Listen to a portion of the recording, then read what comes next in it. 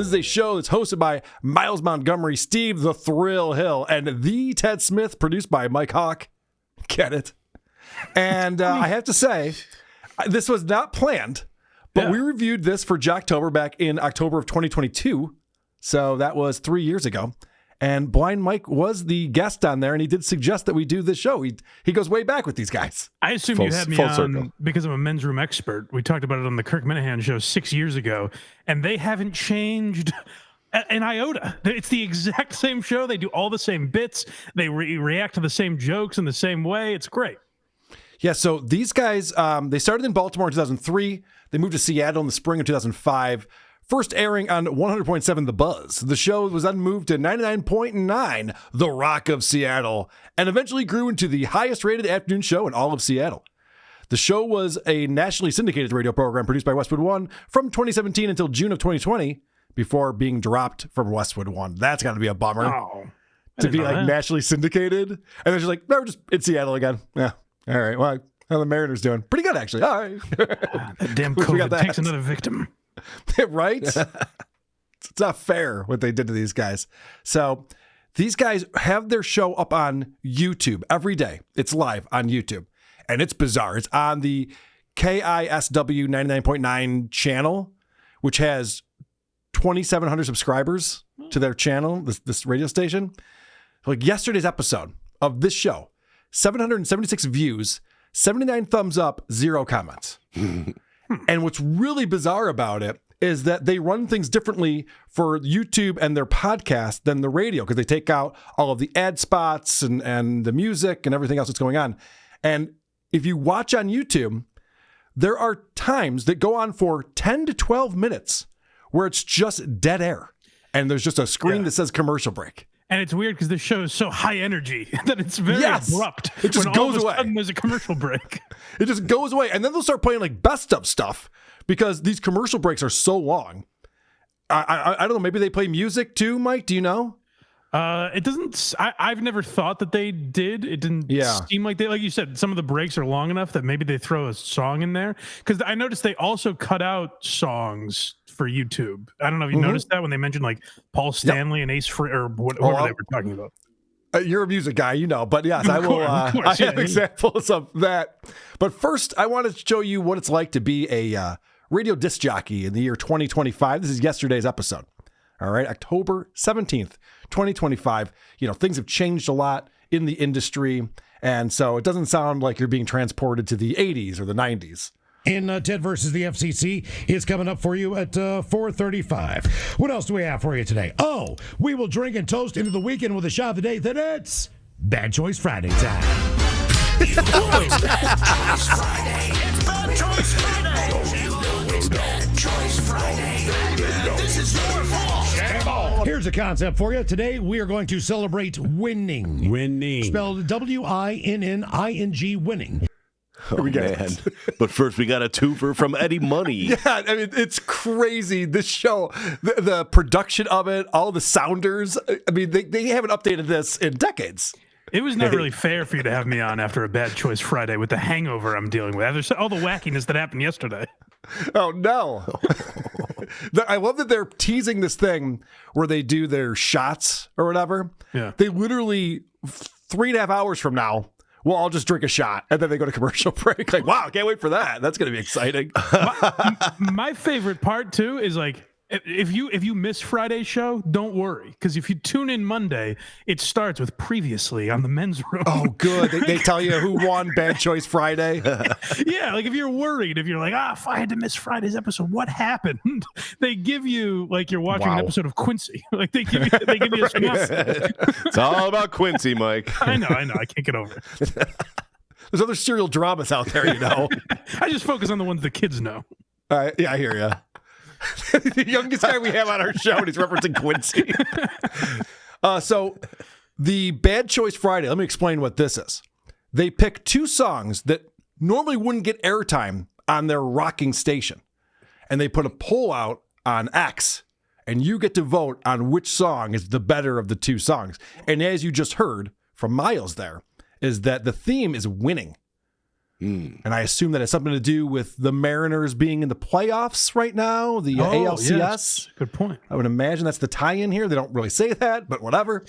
And so here's our first choice. And this is what you were talking about, how as soon as the song starts playing and they're not talking over it, there is someone quick on the trigger to just pull the audio off. Yeah. And it just goes dead silent. There's just dead air. Well, I have a different theory. I think this is pre-recorded because if you notice, nothing they say is topical, really. Like, I mean, they get into like Ace Frehley, but that was from the day before. Like, I think they pre-record this, make sure it's perfect because it's there's very little that would need to be trimmed out. It's all like very succinct and quick. Okay, if that's the case, then the callers are fake. I believe that. Yes. Okay. I always have. Okay, you're blowing my mind. Because they make so many references to what time it is during the day, who's in the building at that time. We'll get into it. But you might be right about that, Mike. I'm going to push back on you. I don't know the answer. You've worked at radio stations. I haven't. Yeah, I guess, technically. Yeah, I know. Technically. But to be fair, I had that theory before they were doing this. This is in their live tab on YouTube. Right. So it would be a lot of work to make it seem live. I'll give them that. Okay, so this is the beginning of Bad Choice Friday, our first choice. So we're going to celebrate winning today for whatever reason on a Bad Choice Friday with Joe Esposito. And now we're just watching them enjoy the song. Just back and forth. Yep. No, it's not. Yes, it is. Oh, Joe Esposito. Karate Kid, Mike? Yes. Okay, yeah, we know where the song's from. Good stuff. He has the look of a man who thinks this is going swimmingly. Oh, yeah. Well, this bit is most of the plan for the show today. Oh, yeah. So, I mean, this is got to fill 4 hours. So they're like, this is great. And it's introduced as for whatever reason. Winning for whatever reason. Because if it is pre-recorded, Mike, maybe the Mariners are already out of the playoffs at this point. They don't know. That's a good point. Yeah. That could be it. I just meant like earlier that day or something. Like I don't know that it's live necessarily, just because there's so much going on all the time on this show. But maybe it does have to be live. You might be right. All right. Well, let's find out who You're the Best Around is competing against. And You're the Best Around taking on Paul Stanley. And they pull that down immediately, and we watch them smile at this song. Yeah. It's good stuff. Yep. It's a pretty good song. They're pretty triumphant. I can see this in Karate Kid. That's something like it's a montage in Rocky. Yeah, this absolutely Live to win. He's running down the beach. What was the lyric? Live to win until you die. Until you die. Okay. Good stuff. Now that clip right there, they started the conversation. They didn't pot up the audio yet. So that would lead me to believe that maybe it is live and someone is actually potting it up and down while they're playing music. But again, there's incompetent people who fuck shit up regardless of whether they have to do it on the fly or not. I'll give them that. I'll live in the world where it's live. E-Rock is in the chat. He says, radio people pretending to not know something comes off as obvious and stupid. Speaking of radio guys, I love to imagine when I hear guys like this, because like I said, I've checked on their show from time to time over the course of years. And it's always this high energy. They have the exact same in-your-face voice like this. They're always excited. They're always happy. They're always ready to booze with the fellas. And what I like to imagine is like, what happens on a devastating day? Like, what is a miserable songs about day? losing because they've never experienced like negative emotion. Everything's always awesome and crazy. Yeah. I was actually impressed that these guys could keep up this energy level because they obviously are pissed that they have to work and no one else at the station is there. God, I hope that wins. That's where we're at on a Positive Friday. That's exactly right. Speaking of Positive Friday, there's 6 people in the building this afternoon. Oh, yeah. As the Seattle Mariners getting underway at 3 o'clock. Basically, we've determined we're going to let any phone call through. Doesn't matter who you are, what a whack job you are. Sometimes we're like, maybe we shouldn't put that guy on. Not today. You get full access to the radio station. But what we would like to do is celebrate these 6 employees here at Odyssey Seattle with a little salute. First and foremost, we want to give it up to afternoon midday stud on 107.7 The End. Christy Taylor's in the house. Look at that. So this comes off to me as guys who are really fucking annoyed that everyone got the afternoon off to watch the Mariners game and they have to be there doing their dumb show. But that's what I mean. They can't say that though. They have to go. It's pretty crazy. We're the only ones in the building. What do you say? I guess we have free reign. And I can't imagine how fucking mental it's going to get when they let those calls through. I bet it's going to be bananas. They even called it Positive Friday. Yeah. Like he's looking around the room and there's only 3 of them there. One of their co-hosts, the Ted Smith's not even there. He took the day off and looking around going, yeah, there's only 6 people in the building. How about that? One other mid-afternoon show is here live. Can you believe that? 107.7 has their DJ in, but the no inmates one have else. taken over the asylum. Look out. Well, you can tell that he's pretty annoyed that he's there and his coworkers are not. And I want to thank all of our coworkers for contributing so much to this radio station. You guys do a bang up job. Enjoy your 6-day weekend. Yes, we've got to, obviously, we've got, as they would say, some strong headwinds. As the Mariners get underway at 3 o'clock, we want them to win the game. We also want to be able to come in here and do our show for you. Yeah. So just keep in mind that. What a concept. Ted's not here. We are on a very slim staff today. Jesus Christ, they really beat this into the ground, too. They talk about it quite a bit. Are they complaining? Yeah. High energy complaining. Yeah. I don't think they Positive realized complaining. that aspect of it either, that they were up against the Mariners game. No one is listening to them, and they know it.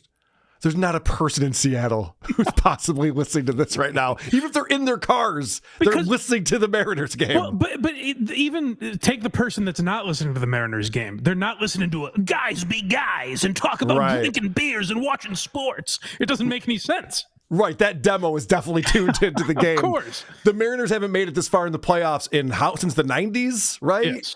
And the time before that was 2001 that they were even in the playoffs. So it's probably pretty exciting in Seattle right now for baseball, I would imagine. So, yeah. And these schmucks are stuck in here doing this dumb show and have to call out the coworkers who were able to get the afternoon off. So then they get into a topic for phone callers to call in with. This is a very important element of any show. I was going to say morning show. This is an afternoon show. But any show where you don't want to prep a lot of material, and so you want callers to do it for you. So you have to get the conversation rolling, right? Mm-hmm. So they start talking about, like, what weird thing would your parents not let you do? Or what crazy thing would they let you get away with? Oh. And Steve the Thrill here, his dad had the stereo system. He wasn't allowed to touch it. And he had a friend come over one time, right? And the friend turned on the stereo and tuned in a radio station. Oh, boy. That did not go over well in that household. You know goddamn well, you do not touch my start. Put it back to my radio station and turn it off. So you think he knew that you were taking the fall for your buddy? I don't know, and it didn't matter because he looked like he was going to kill. Again, we turned on the stereo. Well, Brad turned on the stereo and changed the station. My father treated it like we grabbed the family dog, which we did not own, skinned it, and strung it up on a flagpole. I mean, it was basically that was the response. Not only that, Mike, I don't know about your home in particular, but if I was to be found in my parents' room, I could be laying on the bed, I could be reading a book, I could be doing homework, I could be doing whatever, I could be folding clothes.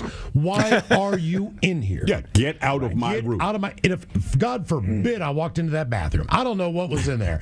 I don't know if it was a nuclear bomb. I'm not sure exactly what they were keeping from me. You don't. But whatever it was off limits for me to even walk into the room. It was never like full on, I'm going to kill you for walking in here, but there was very much a barrier that you felt walking in there. It was understood. And I was telling Miles, I'm like, my kids, if I'm looking for them, half the time they're laying on my bed watching TV. Imagine having to yes and this conversation. This is crazy. Yeah, I don't know if there was a really test bomb. a man. Holy shit. I don't know if you caught this either. I don't think I've ever heard another radio show where you have 2 of the big voice radio guys. Yeah. It's crazy to listen to one guy talk like this and get really crazy, and another guy responds like this, slightly deeper. Yeah, you're right about that, Steve. Yeah, I know. It's very difficult. Fortunately, I'm watching the video, so I could tell who's Miles and who's Steve the Thrill. Yeah. But there's no way I would know it's tough. if I wasn't watching this. But that was funny that the guy goes, and I wasn't allowed in my parents' bedroom. They're all just going nodding their heads like, oh, yeah, parents' bedroom. And he goes, and I wasn't allowed in the bathroom either. I don't know what was in there. And I guess that's why I get to the name The Thrill. Steve was just like, oh, yes, you do. Sex toys. Is that where people keep their sex toys? In a bathroom? In the toilet tank. That doesn't make any sense at all. You put it next to the bed, I would think. Yeah. Unless you're fucking in the bathroom a lot, which, God bless, As an adult man, I can't understand this. My parents wanted privacy in their bedroom. I don't know why that would be.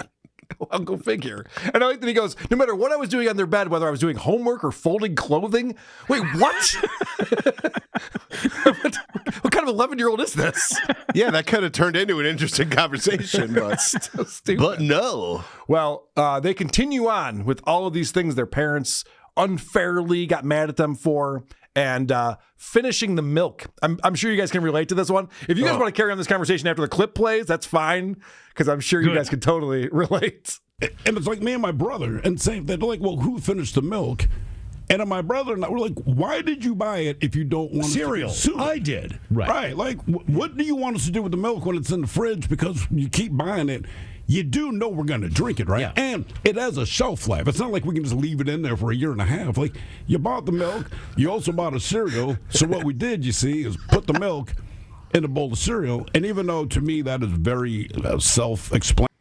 Producer Chris, you want to get in on this conversation? Just pause it. We'll come back to it. But you seemed like you had something to say. You ever put milk on cereal and then your parents were pissed or anything like that? Yeah, no one likes a know-it-all. I'll give them this. I've never heard of this generalization. Like, you know how mom was always mad when you have the last glass of milk? No. Yeah. This is completely unrelatable in every way. Like, and the way they're talking about it, like, it's so fresh in their heads. And, like, this is, like, such an important thing to them. Oh, my gosh, I'm sure you guys remember eating cereal and then your parents being pissed that you finished the milk. What? Self-explanatory. It doesn't work with parents. Sure. You couldn't finish them. And then you try to leave a little bit of milk, and then they're equally mad. They call you right back down the stairs. Who left this little ass bit of milk? And you're like, look, man, you can't win. There's a fine finish it. There's a very fine line between did you screw up or did you do the right thing? So as the thrill is going, and then if you leave milk, they're pissed about that. And Mike Hawk points his finger and he goes, "You're right. You're right. Exactly. 100.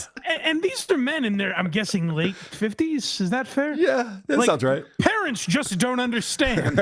Yeah, right. We should hear that bit on homework next. You guys remember playing Pac-Man and you stayed out after the street lights went off and your mom was all mad at you for that? I hate when my mom gives me a curfew. What the fuck are we talking about?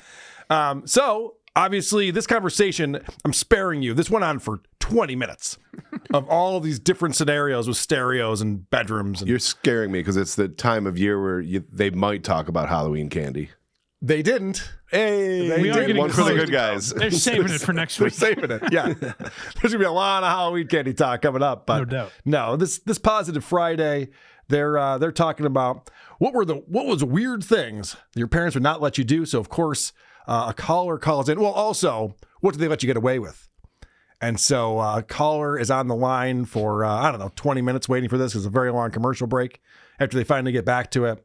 And this is the first call. So when it comes to your parents, what would they let you get away with? Or what weird thing would they not let you do? 206-803-ROCKS.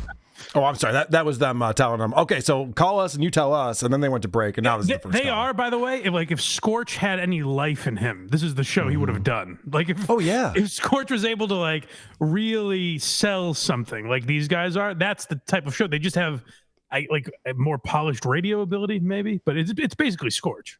Yeah, what Scorch really liked to do was find those weird polls that were out there. What percentage? Well, I forgot my Scorch voice. What percentage of? Yeah, I don't know what it is at all. You're getting there. What would your parents not let you do? What would you do if you had to do it?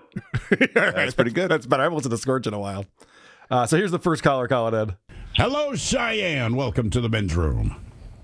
Gentlemen. Hola. So, when I was a kid, I would love. Can you believe they're still doing that shit? Ola. If you asked Minifans what does Ola mean, a lot of them would have forgotten. And these guys are just still trapped in this bit. Hello, Cheyenne. Welcome. The other problem that you have, like on Kirk's show, of copying another corny bit that another show does, is you get a lot of people listening who just think that that's like your bit. Do they call in and say Ola? And it's like, no, these cornballs do. We didn't invent that, assholes. We're making fun of it, I swear. To the men's room. Gentlemen. Hola. So, when I was a kid, I would love to do like thrill-seeking things, still do. And one of the things that my parents would let me do, even though I was in a wheelchair at the time, was they would let me jump off this extremely high bridge, and the passers-by, it looked weird because I would need help getting over the railing, so it looked like this kid was just being tossed off this bridge, even though I wanted to. And then also, secondly... I guess I'll start laughing now so that we think this is an entertaining call. Good stuff. I was paralyzed. I guess it's kind of funny. It looks like a dummy getting chucked off a bridge. That was my life. What are you going to do? So they're very excited about that guy participating in the show. And so then, callers call in, whatever. Let's fast forward an hour from where we started. When I started playing clips for you, we were teasing Bad Choice Friday. And so 1 hour later, they get right back to it. All right, coming up, we'll drink and toast the weekend with a shot of the day. Then it's Bad Choice Friday time. You know it's Bad Choice Friday. It's Bad Choice Friday. You know it's Bad Choice Friday. Hey, man, this is your fault. Shame on. And today we celebrate winning on a Bad Choice Friday with Joe Esposito. I'm telling you, Mike, they do this every hour. They have to do this exact same bit. I know, it's so wacky. It's like when Family Guy makes fun of whenever these guys are doing, they're weenie in the butt or crazy Ira the douche. Butt slam. Yeah, that's these guys. Ho, ho, ho, ho. They're having so much fun with the sounders and just hitting buttons over there. It's polished, but it's ridiculous. It's so dated. Because there's radio shows obviously I grew up enjoying. So when I would hear comedians like bitch about having to do morning radio or radio in different markets, whatever, I would always think like, fuck you. Like I like radio shows. And then I realized, these are the guys they're talking about. Yeah. Those fat cats in Washington. All right. So they've reset Bad Choice Friday. They play the songs all over again. They laugh about them again, and they're having a lot of fun with it. They remind you to go to X and vote in the poll. An hour later, they do all of that all over again. And then an hour after that, they finally get to this thing they've been teasing, Shot of the Day. And I'll play the clip, and then I'll tell you what this reminds me of. First. Headlines are coming up at 5:50. In the meantime, we made it to the weekend and drinking time. Yeah. Somebody out there deserves to be recognized. And the men's room knows just who it is. So to you, we say, bottoms up, sailor. Mas tequila. You're the toast of our shot of the day. Drink time it is, and as usual, we head to the drink test can. Steve, the Thrill Hill, to find out who we're toasting. Yes, indeed. And today we toast Mr. David Sasser of Chapel Hill, North Carolina. Now, David and his family, they were visiting relatives. All right. Do you guys know what bit this is? It's literally Who Da Man. Oh. It's Opie's Who Da Man, Who Da Man, Who Da Man, Who Da Man. Well, who's in the news today? What's in the news today? Who Da Man, Shot of the Day. Of course they're ripping me off. Classic radio guys. Of course. I couldn't believe that this is still going on. And it's an afternoon Jocktober. show. Sorry. All right. So he goes through and reads about this guy's story. A dog chewed a battery and a fire started, and he got home. Oh, man. It's also kind of weird news. It is kind of weird news, actually. It's Who Da Man and weird news. You're saying they have stories, some are odd and some are strange. Some are odd and some are great stories that are very strange. Weird news. Fucking A. All right. So anyway, this guy, he sees it on his surveillance. He's got the cameras on in the house, and so he rushes home, and of course, turns out he's a firefighter. And so that's why he's the shot of the day and the Friday toast. The reason we're toasting David Sasser is, he's a firefighter, and that was his boss. Yeah. Good time. That's a good look. So we pour this booze, and we drink this booze because we think it's yummy. Yummy. So over the tongue and down the throat to party in our tummies. Down the hola bijola. Okay, your winner on a Bad Choice Friday coming up next. I can't wait. This dude is fucking corny. They have to do that every Friday. Yeah, I remember. They've been doing it for years. That's so crazy. Yeah. It's so embarrassing. Hola, bitch, hola, I believe is what they say to women. I can't remember if that's accurate. Maybe guys get it too, but yeah, that's a big one. Okay. By the way, coming up momentarily is Howard Stern getting interviewed by Andy Cohen.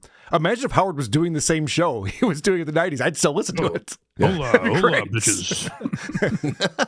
Like, these guys haven't changed at all. Howard's changed way too much. Yes. You know, there needs to be a balance there. There's a middle ground. Yeah, There's a middle ground for this. You can be an old man doing edgy radio and have it not be this. Right. All right. So, last clip I have on here. I know you guys have been on pins and needles. Who wins Bad Choice Friday? Right. We have the Paul Stanley song "Live to Win." Yeah. We have "You're the Best" from the Karate Kid soundtrack. Remember, enough suspense. I know. I'm sure you guys are both kind of picking your winners right now. You got that in your head. You want to know if you won or not. I got money on this. I mean, there's people. DraftKings.com promo code WATP. We now have Bad Choice Friday on there. Could you imagine you've been listening to this show for 3.5 hours now? And you're just like, just fucking tell me who won Bad Choice Friday. Come on, Stanley. They're teasing it nonstop. It's so silly. When are they going to get to the fireworks factory? Today we celebrate winning on a Bad Choice Friday. Your choices today: Joe Esposito, You're the Best, taking on Paul Stanley and Live to Win. Mike, how was the voting? Not even close, Miles, but we do have a clear winner, and that winner, as we all know, it's right there in the name, is indeed the best around. Joe Esposito on a Bad Choice Welcome Friday. to the weekend. You're listening to The Men's Room, 99.9 KISW Seattle. And then there's like no payoff to it. Best around one. All right, sounds good. See you at the other side. Wasn't even close. Wasn't even close. If you're listening live and you were distracted for a second, you don't know who won. Yeah, I know. Like, wait, who'd they say? They didn't like play the song again. No drum roll. They didn't chuckle at the chorus again. Just everything to fill time, I guess. Yeah, this whole show is just filling time. Yeah. Go ahead. Chris. I was going to say that was our segment. Yes. I forgot to play the bumper. Thank you. Yes. We just kind of got into it. I do enjoy Jocktober so much. I forget how much fun it can be. Yeah. Because radio's gotten so sad. Yeah. We were talking about this on This Little Piggy last night, where Aaron Imholt on Steel Toe is still talking about getting a job on the radio. He says he's been going back and forth with this one station there, this group, and they've had meetings on and off for the last year and a half. And Aaron goes, well, the last time I got hired to do morning radio, it was a 4-year journey of all of these meetings and interviews before I finally got the job. Oh, he goes, right on track. Yes, he's like, so I got a couple more years, and then I'll get hired by radio. It's like, radio is dead. Why would anyone want a job here? This is miserable. Yeah, right. It's an illness of radio guys that for some reason they think radio is the only thing. I don't get that at this point. And the show that Aaron wants to do on radio doesn't exist anywhere. Find a single market where someone's doing that. No, it can't exist. And it's funny because Aaron's reaching out to radio guys, and the feedback he's getting from them is like, dude, we all want to be doing what you're doing. Right. You just get to do a show and people give you money for it and you have freedom. You don't have a boss and you're not in meetings talking about doom and gloom and cuts. And in fact, you hardly have to do a show. Right. You can just complain about not getting the goal. I bleed for every dollar I get. I'd like some security. Well, that's the thing, because Aaron then is just like, I can't believe these guys, I want to be doing what they're doing. And then they're like jealous of what we're doing over here. It's like, yeah, no one who goes to a radio station every day. Sorry, E-Rock, I know you're here in the chat right now. Whoa. Is having a lot of fun. I worked at the newspaper between 2001 and 2005. And that was when Craigslist came out and totally dismantled the classified section, which is the largest revenue generator for any newspaper. Well, it was. And then Craigslist was just like, oh, you want to sell shit and get rid of stuff and wish people a happy birthday? Fucking here. You can just do it for free over here. Like, fuck. Now, have you been in talks since then to get back into the newspaper business? Definitely not. I can't pine for something that doesn't exist. And that was the thing that on This Little Piggy they were discussing. It's not that Aaron needs to get back on the radio. It's that he wants to have that life again. Right. The one where people aren't making fun of him, or if they are, he doesn't know it. He can't tell. It's just a one-way communication, and he's just out there like blabbing away and then gets to go home and sleep easy. I come home in April, and she's happy and not with another man. But we know that he's always lying, and we know that he's insane. So maybe none of this happened? Oh, that's very true. Yeah, E-Rock, like the fact that Aaron denies radio's in a terrible state, despite other people telling him that, that's the part that's so enraging. Because he literally said that on the show. We're playing the clips. He's like, yeah, they keep telling me they have no money and there's no money and they're just cutting everything. He's like, he's acting like they're in a recession and they're going to bounce right back. Yeah, I'm not buying it, though. They keep telling me there's no money, but I think they're trying to throw me off the scent. No, honestly, that's the way he's talking, as if he doesn't believe. He's like, yeah, whatever. I think he's talking about this guy that he's friends with who moved to Nashville and did a nationally syndicated country music show, and he just got laid off. And it's just like, Aaron, are you not seeing what's happening here? Are you reading the trades? Are you paying any attention to this? It's going away. Who are these podcasts